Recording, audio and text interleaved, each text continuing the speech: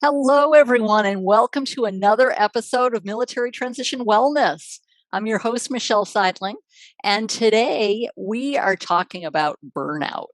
And who better to talk about burnout than the Chief Burnout Officer, Michael Levitt? Michael, welcome to the podcast. This podcast is available on multiple platforms, including YouTube, Apple Podcasts, Spotify, and others. Please be sure to subscribe on your favorite podcast platform to be informed as new episodes become available. If you enjoyed today's episode or any of our episodes, please rate and review the podcast on your favorite platform. As always, check out our website at foodexperienceunplugged.com for some resources as you begin your health journey. Great to be with you today. Really looking forward to our conversation. We are happy to have you here. Will you take a moment to introduce yourself and why the direction that you've chosen with burnout? Sure. Thank you again for allowing me to be on your show. So again, I'm Michael Levitt, and I'm the Chief Burnout Officer. That title came to me in the shower, by the way, of the Breakfast Leadership Network, and I'll share. Breakfast Leadership also came to me in the shower, so I take showers a lot. So good ideas in there. The organization was formed several years ago to address burnout in organizations because I had my own burnout journey back in 2007 to 2009, and it cost me everything, including almost my life. And because of my experiences with burnout and the lessons that I learned about it, I realized that one, you can escape burnout, you can heal from it, and most importantly, you can design a life that's free from burnout. And that's what I do today for organizations and making sure that their teams and people can live a life that's free from burnout. Oh, fantastic. Wow. And especially with those transitioning from the military, I think burnout is not only on active duty, but as you're going forward into the unknown, so to speak. And burnout is pretty prevalent, I'm sure.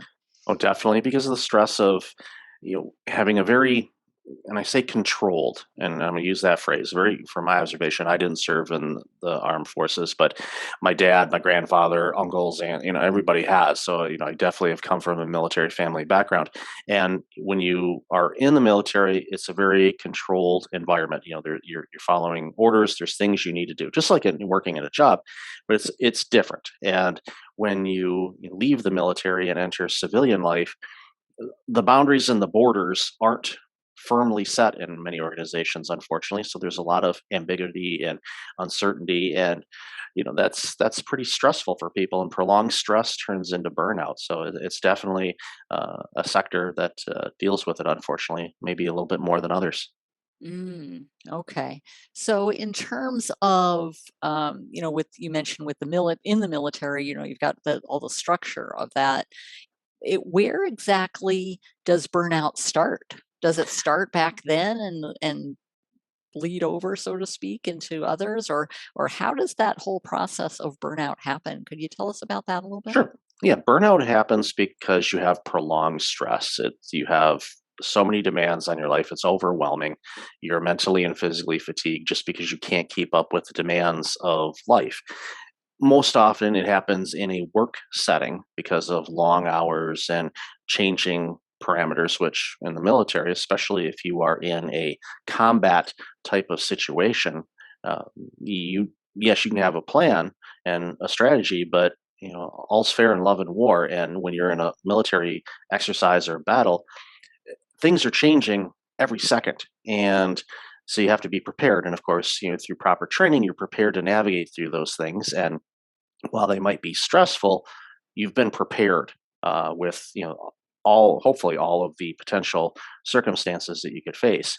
And when you transition out of that into civilian life, that's challenging because you may not have been trained on all of things. And that's one of the things that I see a lot is the preparation for people that are going into military is extensive. Boot camp and basic training and all of that is a long process. The transition to the civilian world, unfortunately, is that process isn't as long to prepare you because every industry is different. Every industry has different needs, and it's kind of a big wide open world. And you're like, okay, where's the blueprints? Where's the guidelines? Where's the map? And unfortunately, many organizations don't have that documented, which causes a lot of prolonged stress. But burnout can't happen unless you have prolonged stress. If you have prolonged stress, then it can lead into burnout. And the prolonged stress happens when you're not doing things to adjust for it, or taking care of yourself, or resting, or doing things in life you like doing. Those things end up getting cut out a lot of times when you're under a lot of stress or working really long hours. Mm, okay. So I can understand with the combat experience or other military scenarios, you're constantly on the go or on. You have to be be up and doing versus when you transition out, you're in a totally different environment. So perhaps at that point is when burnout, the signs of burnout, materialize. You think? Yeah, definitely. Because before you knew what you would be doing. You knew what kind of situations you'd be facing for the most part. But when you get out into the civilian world, that may not be the case. Again, the great organizations have good structure. They have good policies and procedures and protocols to do the job that you are hired to do. So you have all the tools, all the weapons necessary, to use a weapons analogy, to be able to conduct your job and do well at it. Unfortunately, there are a lot of organizations that aren't as well versed in preparing people.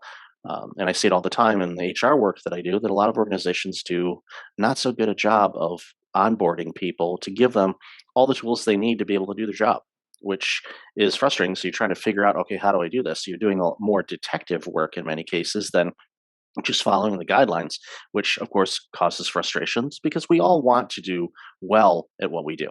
We want to serve well. We want to be a great employee. We want to be able to do the things that we were hired to do, be successful, get some fulfillment out of it. Obviously, compensation helps, but ultimately, we want to do, deep down, we want to do a great job. And when we can't because there's limitations or lack of communication or lack of guidelines or procedures, then it's frustrating, and that frustration can cause stress. And if it's prolonged over a period of time, you can definitely start, potentially approaching burnout. Absolutely. Now, you mentioned you know firsthand about burnout, not necessarily through the military, but through your own experiences. Will you share your story of burnout? Of course. Back in 2007, I was hired as a healthcare executive, and it was with a startup organization. I had previous experience in startup companies, but never in healthcare. I didn't really know anything about healthcare, so I had a big learning curve to figure out how to recruit physicians and hire staff and acquire the right medical equipment, as well as navigate the building of a new medical clinic. So there was a lot going on, and I was working some insane hours for a couple of years. So from 2007 to 2009, I was working basically 6 a.m. to 11 p.m., 7 days a week for a Wow. constant 2 years. During that time, I also wasn't doing a lot of things outside of work that was fun. I wasn't really getting any exercise in whatsoever. My meal plans were basically breakfast, lunch, and dinner, ordering food through a microphone, driving around the corner, paying for it, and getting handed a brown bag. So you can probably figure out what kind of food I was eating. And that was breakfast, lunch, and dinner because I was working such long hours. Well, that's going to take a toll on yourself. So it all coupled up together with the working long hours, not eating well, not doing things I like doing in life, and not getting any physical activity. It all came to a crashing halt in May of 2009, where over a period of 369 days, so from May 2009 to May 2010, the following happened to me. I had a heart attack that should have killed me. Wow. 17 weeks later, I lost my job during the Great Recession, if you remember that. Then several months later, after finally finding a new job, because of the Great Recession, there was not a lot of jobs to be found. After finding a new job, I get a call from home finding out that the bank had repossessed our family vehicle. Because when you don't have a job for a long period of time and you're on unemployment and no insurance, and you now have heart medication that costs $1,000 a month, you make choices. You make choices of being able to buy food and, of course, the medication to keep you alive. And of course, the other things took the back seat, and eventually the bank exercised their right to take the vehicle back. And then finally, a few weeks later, after moving our family to the new location that we moved to, we were getting ready to sell our old house. But when we went back to the house to grab a couple things that we left when we moved out, there was a sticker on the door that said foreclosure. So, heart attack, job loss, car repossession, home foreclosure, all in a year. And all those Wow. things happened to me because I was burned out. My burnout, I made mistakes at work. I wasn't taking care of myself. I wasn't eating well. And obviously, when you do that, you give yourself the cardiac event at a very early age. And that just had a domino effect, and it was just an absolute horrible situation. But my prolonged stress of working all those hours and not doing anything to address the stress, created all those scenarios to happen. Mm, okay. So now with the burnout, you mentioned you had just gotten a new job and that is that do you think where the domino started to fall at that Well, point? yeah, when I started at the medical clinic in 2007, that was literally the dominoes started setting because I didn't establish boundaries around when I would be working. Now, in the military, you can't, go to your officer and say, I'm only going to work 5 hours today. That's not going to work. I'm going to need to take time off, and of course you can, but especially if you're in a military exercise, you say, I can't work this shift, because I got to go do this or that. No, that doesn't apply. But in civilian life, yeah, life happens. There's circumstances and things like that, and people have vacation days and take time off. But I didn't really vacate. I didn't take time off. I didn't re-energize. And even for those in service, you still have to sleep and get rest, and take shifts, especially if you're in battle. You got to take shifts so you can at least get a little bit of rest. And of course, in non-combat times, you should get a decent night's sleep. You're eating well. You're getting physical activity. You've got clarity around what you're doing. So a lot of times it can be very stressful just in the unknown of what world is like. But unfortunately, sometimes there's a lot of stress because in civilian based organizations, a lot of them just don't have any structure, which is stressful. It's stressful to me, and I never served. It's stressful to me to see an organization that doesn't have some clear guidelines to help their people do the best work that they can do, that consumers like you and I can benefit from. So, yes, it was definitely the job that was the first domino to kick things forward. Sure. Now, what at that time, what was your mindset so such that you didn't feel like you could take a break or you could take a vacation day or other things? A common sign of people that burn out. It's not all of them, but many of them are type A driven personalities. I felt that we really needed to make this clinic the best clinic in the area. And even though I was an employee, I acted as if it was my company. I think that was a big mistake on my part. You can have ownership in an organization or ownership in what you do, but not to your own detriment. And I should have established boundaries around that from day one, and I didn't. So by not establishing boundaries on it, I just kept pushing and pushing. And I had a very proactive board of directors that I reported to that wanted to do great things. They were just as driven. They wanted to make a mark in the community, which was noble. On paper, nothing really wrong with that, but the approach of everybody, myself and that organization, I think, in retrospect, could have approached things a little bit differently, where it didn't, cause me to have a cardiac event and all those other things to happen. I think things could have been done much differently. It's easy to say that after the fact, but in the middle of it, sometimes we lack the clarity of establishing some guidelines on what we can do and what we can't. It would be the same situation where from a military setting, you're not going to put a soldier in a position where they're not able to do what you need them to do. And sometimes in companies, they make that mistake and they put people in very difficult situations, which really doesn't need to happen. So not having boundaries around that workplace and situation really made it problematic for me. Mm, I see with all of those things.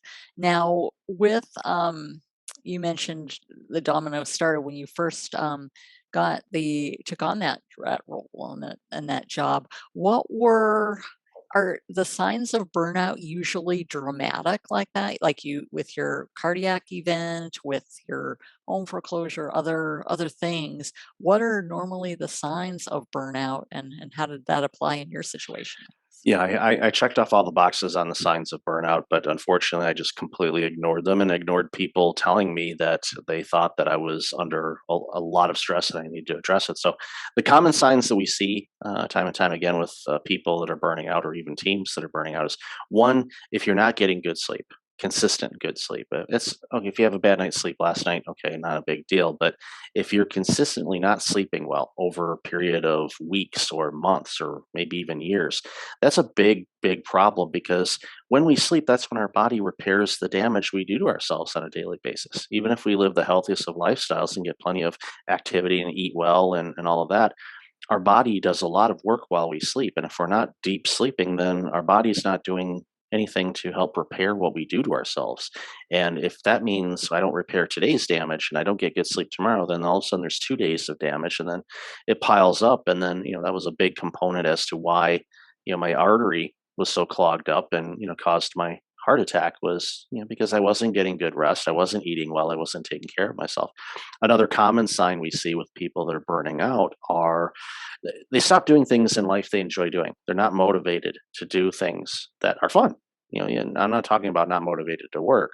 I'm talking about things that you like doing outside of work. You just stop doing them because you're tired and fatigued. You just don't feel like it, or you say, I don't have enough time because I'm working so hard or working too much. And when you cut those things out, that's problematic because doing things in life you enjoy doing makes you feel good. If you feel good and you're feeling better, that helps reduce your stress. And again, without prolonged stress, you can't burn out. But if you don't do something to address the stress, then you're definitely risking burnout. And another big sign I see a lot, especially with people that are fatigued and burned out, is their relationships suffer, their communication styles suffer. They're irritable all the time, and maybe even starting making mistakes at work where you're forgetting things. Mistake in the military could cost lives. That's a big deal. Now, if you make a mistake and you're working at an office somewhere, okay, maybe not, but it could obviously create some big challenges for the organization if it's a big enough mistake. So when you're not sleeping well, you're not feeling well, you're not getting activity, and you're constantly fatigued, clarity in your brain and pattern recognition and cognitive ability gets impacted, which creates the opportunity for you to start making mistakes. And then, that can have a spiraling effect as far as your ability to, do your job or have communication with your spouse or your boss or, anybody in life. Mm, okay. So you're eliminating the very things that can help you prevent burnout, essentially. Exactly. Yeah. It's a common thing when people are really stressed, they'll say they'll work through it. And that's actually the opposite approach of what you should take. You should basically just kind of stop, pause, evaluate the situation and adjust accordingly to, basically, ease some of the stress. And a lot of people say, well, I don't have time to go have that coffee meeting with my best friend. Well, how long do you normally take? Well, usually an hour. Could you meet for 15 minutes? Yeah. Okay. Then meet for 15 minutes. Sure, it's not the hour, but you're still doing something. And even that shorter burst of time is still helping you relax. Maybe your friend will say something, or you'll have a conversation and you'll laugh, you'll feel better. Then all of a sudden you have some clarity when you go back into your work because you've taken a break. And that's often a big challenge is people don't take enough breaks and actually break from what they're doing. Multitasking is definitely the worst thing you can do because your brain is using all sides of your brain at the same time, and sometimes that can really be problematic. You need to focus on what you're working on and focus on making sure that you take care of yourself so you're your best optimum self. They obviously do it in the military. They want you to be the best person you can be so you can be the best at what you do. Well, we have to do that for our lives as well. And when we do that, then we are the best we can be in whatever we're doing, whether it's in relationships, work, play, anything. Okay. Now you had received between that 1 year time frame several wake up calls with regard to burnout. Now, what was the story after that? Once once all these events occurred, how did you get out or work yourself out of the burnout or otherwise, overcome that situation? Yeah, for me, once the house foreclosed, it was, I know it's going to sound strange, but it was a sense of relief because I knew at that point that I had survived everything that had happened to me. Of course, that was a very, very difficult year to go through. I mean, each of those losses are humongous to people, and I had all four of them in a year's time. So for me, once the house was or foreclosed, thankfully, we already had a place that we were renting. We already had a vehicle, had a job. The medications were working. I was getting healthier. So I knew, okay, well, the storm is over. So now is the cleanup time. And for me, I felt it necessary for me to take a really long, hard look at how I lived my life. Why was it important for me to work all those hours? Why was it important for me to eat the food that I was eating? I really did a deep dive in how I was living. And I determined in my situation that it did require pretty much complete reinvention of myself. Now, before we continue, 99% of the people that are burned out do not need to reinvent their life, because if they hear that, they're thinking, I can't reinvent my life. I am who I am. And I'm not asking you to. And majority of people don't have to. You have to make some simple adjustments here and there in your life and how you spend your time, your beliefs, your thought patterns, all of that. You do some work on that, and it'll help reduce the stress. If you reduce stress, it won't be prolonged. You won't have burnout. But for me, I had to do that exercise, so that's what I did, and I it took a couple of years to kind of go through things. My one regret is I didn't work with a therapist directly during that time, because I think it would have helped expedite some things and also work through some things that I didn't know that I really needed to work through back then. And so that was my one regret and all that. But I reinvented myself, went back into a healthcare role, did a lot better, worked the right hours for me, was successful, did a lot of great things. And then I started looking around at my colleagues and looking at different industries, and I was seeing a lot of people burning out. And I'm like, oh, this is not good. I know how this could end for people. So I started doing some research, started writing about it. Next thing you know, I started publishing some articles. I launched a podcast, and then I thought, okay, let's write some books about this and speak at conferences around the globe. And it's taken a life of its own. Honestly, I wish that burnout didn't exist, because then I would do something else. But my story and my experience with it and how to recognize burnout and how to get out of it, it proves that I can help organizations and people kind of stop their burnout and then start living a life where they don't burn out. Sure, absolutely. That's fantastic that you're using your own experiences to really pay it forward. Now, just kind of rewinding a little bit, you mentioned you reinvented yourself during Mhm. that time. Could we kind of dissect that a little bit and tell Of us course. how you reinvented yourself? Yeah. First was, we'll say, let's start off with the hours that I was working. I'd ask myself, okay, why was it important for me to work all those hours? Did that really need to be the case? Did I need to work all those hours? And did I need to respond to those messages and those emails all hours of the day and all night? And the answer is no. In most cases, you don't. I think back to my dad, who worked in the auto sector and worked on the assembly line and in the auto plants and whatnot. And towards the end of his career, he worked at the engine plant, and his job was to drive a forklift and deliver the engine blocks to the assembly line so they could put them in the cars and continue building the cars. I never remember dad coming home from work with a forklift or engines. The work was left at work. Unfortunately, in many jobs that we do today outside of the military, that work can constantly go on because of smartphone technologies, laptop computers, whatnot. And we don't have boundaries around when we work and when we don't. And this pandemic, unfortunately, has blurred the lines on that, because our workplace and our home place for many of us was the same place. So we didn't have those hard punch in, punch out type of situations for us. And that, really created a lot of problems. So for me, doing a deep dive on, okay, why was that important to me? What was I trying to accomplish? What was I trying to prove? Was it ego driven? Yes. And I'm like, okay, why? What did I want to be recognized in the community? So there was a lot of that with that. And then of course, the food choices. Okay, why did I choose to eat those foods instead of eating something more nutritious? Because those were accessible. Grocery stores are around, and fresh foods and salads and things that are good for me.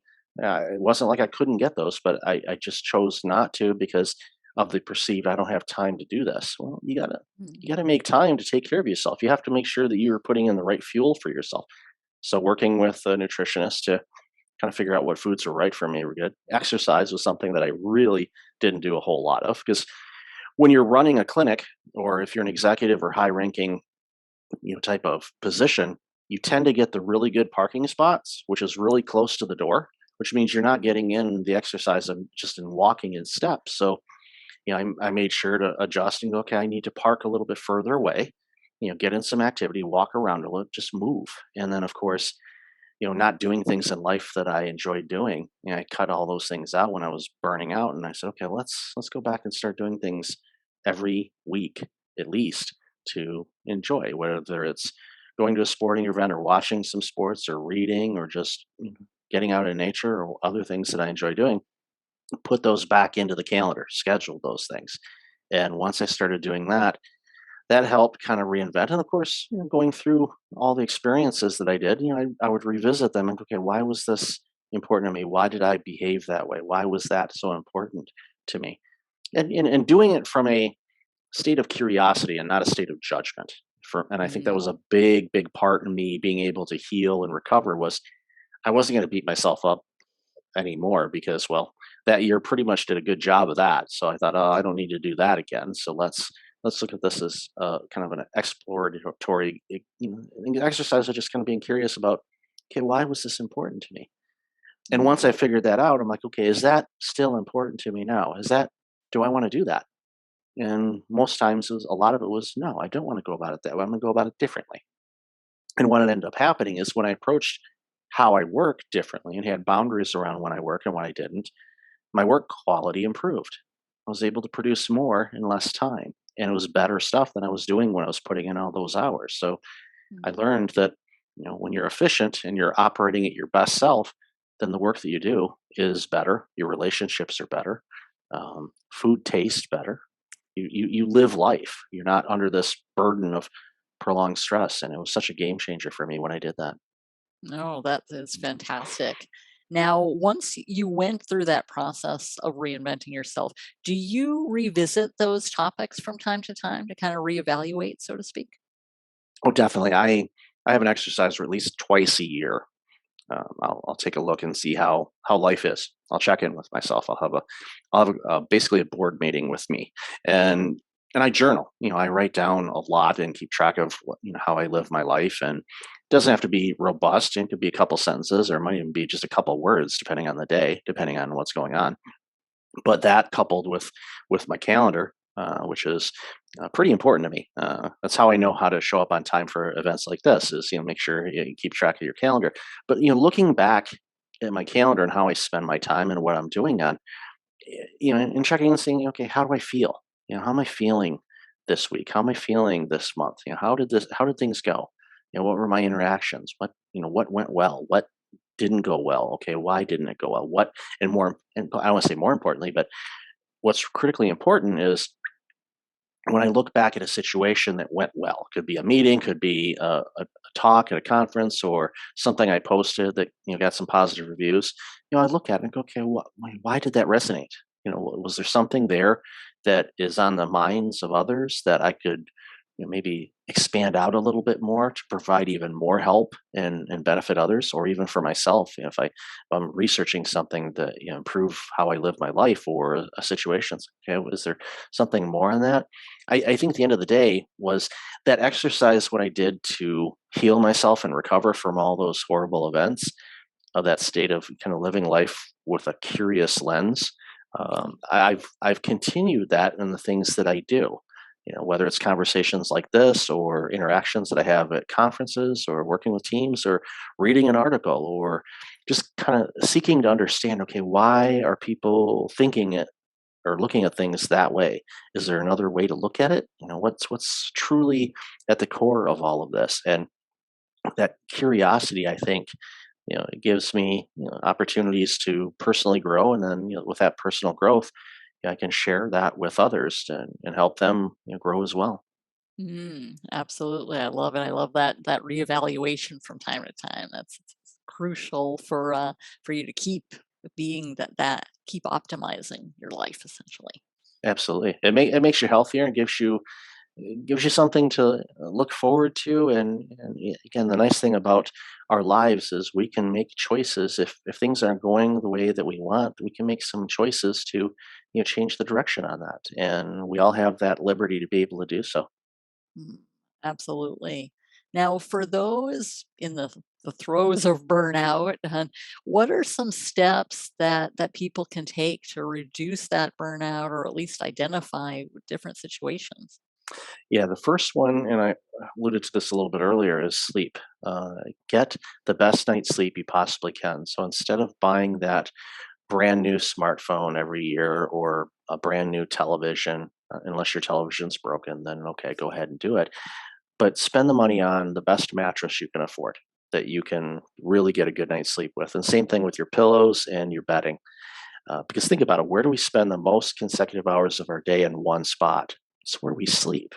So if you have a really good, comfortable mattress that you lay in it and it feels good, and it can be firm, it can be soft. There's people that like all types of different mattress styles. Well, find the one that works best for you, that'll give you a fighting chance to have a good night's sleep. And if you do that, then your body's going to have an opportunity to repair itself. So you get good sleep, it'll repair, and next thing you know, you feel refreshed in the morning or feel better. Then you can go on and take on the day. Stress is always going to be around. There's no cure for eliminating stress. The key is to make sure that you are your best optimum self so you can navigate through stress or around stress or face situations that no longer stress you out that may be used to. So getting a good night's sleep is critical. Secondly, is you definitely want to get activity. You want to get in some exercise, and I know for many that may have been a challenge during the pandemic if gyms were closed or we weren't moving around as much because a lot of us were sent home. And the key is to figure out some ways to get in some activity. So work with your healthcare provider and an exercise consultant if you haven't been exercising. So you don't want to get yourself injured trying to take something on. Just work with somebody and get into some type of activity routine so your body is doing it, because the exercise helps kind of reduce some stress a bit. And again, without prolonged stress, you won't burn out. So if you're doing some exercises that can help you relax a little bit, and those stressful situations won't be as bad. And another key thing too is your nutrition. It's your fuel. I'm not going to tell you not to eat fast food, but for me, a big game changer was a couple of years ago I had a food intolerance test done. So they tested me on over 250 types of food, and I was alarmed to see how many different types of food I have an intolerance to. Some are minor, some are major. But a lot of times what happens is when you eat foods that you have an intolerance to, inflammation happens. It can be in your joints or your shoulders, your muscles or whatnot. Again, your body wants to deal with that because that's not how you should normally feel. So your brain is saying, okay, we have an issue here. We've got inflammation. We need to address this. How do we do that? So your body's using energy to fight off that inflammation instead of using that energy to do other things like help reduce stress and other things. So for me, it was a game changer because I could look at the foods that I have an intolerance to, eliminate those from my diet. So then while I'm sleeping, my gut bacteria and digestive system can work in processed foods that are naturally right for me, and then that way it doesn't use as much energy on that, which means it can use that energy to address whatever I did the day before. So hopefully I can get better sleep. If you get better sleep, you feel better, your cognitive ability is better, your ability to not be stressed out about things improves. So get good sleep, get some activity in, eat the right foods for you. I know it sounds like, well, that seems simple, and it actually is, but how many of us are doing any of that? And so many people aren't. They're not getting good sleep, they're not eating the right foods for them, and they're not getting enough activity. So when you're stressed like that, guess what? It can prolong, and then unfortunately, you might burn out. Mhm. Okay. Now, do those same steps apply whether you're in the middle of burnout and trying to reduce it or you're trying to prevent it? Or are there additional things with regard to prevention? With prevention, those are definitely preventive measures as well. But the thing of it is, with all of this, is once you've had burnout and you get out of it, and you recognize what those signs are, bad sleep or irritable or overwhelmed or things like that, it gives you an opportunity to basically give yourself a timeout and say, okay, what can I do to ease this up? What options do I have right now to help? And it can be, all right, you know what, I need to maybe go on a little bit longer walk, or yeah, I usually go to this restaurant and eat those things, and yes, it tastes good. I get it. I love it. You'll walk by a restaurant and they'll be cooking something that quote unquote really isn't healthy, but it smells so good, and you want to eat it because you did. I get it. It still happens to me. Okay, and there are going to be some times I'll fully admit that I'm like, yeah, I'm going to go get that, And then afterwards, I feel lethargic and I go, yeah, that's what happens when my taste buds override everything else. So it's all about moderation, of course. But doing the preventative things helps you get a little bit more clarity about feeling your best. So when you feel your best, an exercise that I do is like, you wake up and like, okay, how am I feeling today? It's literally, you might ask, your loved one or coworker or a child, so how are you doing today? We don't ask that of ourselves. We should say, how am I feeling Good today? point. Ask, so how am I feeling? Okay, I got a good night's sleep. Okay, good. Or I didn't get a good night's sleep. All right, well, what did I eat yesterday? What was there something that didn't agree with me or something stressful going on at work or something like that that I'm doing? So once you start getting a little bit more clued in on how you have good days, you go, okay, well, I want to make sure I replicate that. So you set yourself up for success by, okay, I'm going to repeat that. I did this type of exercise, or I ate these types of foods, or I made sure to get to bed at this time consistently. There's all kinds of different things that you can do. We hear the phrase life hacking a lot, and it's really not life hacking. It's just designing your life to the best for you. What works for me may not work for you, but understanding what does work for you, you, you can control some things. It's okay, make sure that I have all these ingredients in play. Then that way, it's going to increase the likelihood that I'm going to get a good night's sleep. I'm going to feel well the next day, and then I can prepare. Like if I know if I'm going to have a potentially stressful meeting at work or a challenging situation, or I know I'm going to be traveling and going Mhm. somewhere for a conference or whatnot, there are steps that I take to make sure that I am rested and prepared to make sure that I'm successful in not only the travel situation, but also that I'm doing everything right. I make sure that I'm very specific on what kind of foods I eat when I travel, because that can be challenging, especially if you're going to conferences. The food there is mass produced, and yes, there's some salad there, but yes, there's also the cookies and the danishes over there, and there's challenges we all face. But ultimately, is setting yourself up for success, making sure that you know the ingredients that you use to make you feel the best, and you just continue to do those. What'll happen is you'll start feeling better longer, and what'll happen also is you'll find that maybe there's some certain activities or certain foods that drain you. Well, you cut those things out if you can, and then you won't have that draining experience, and all of a sudden you start getting into this rhythm of feeling better all the time and doing better, and you'll see it in your work, you'll see it in your relationships, you'll see it in every aspect of your life. Absolutely.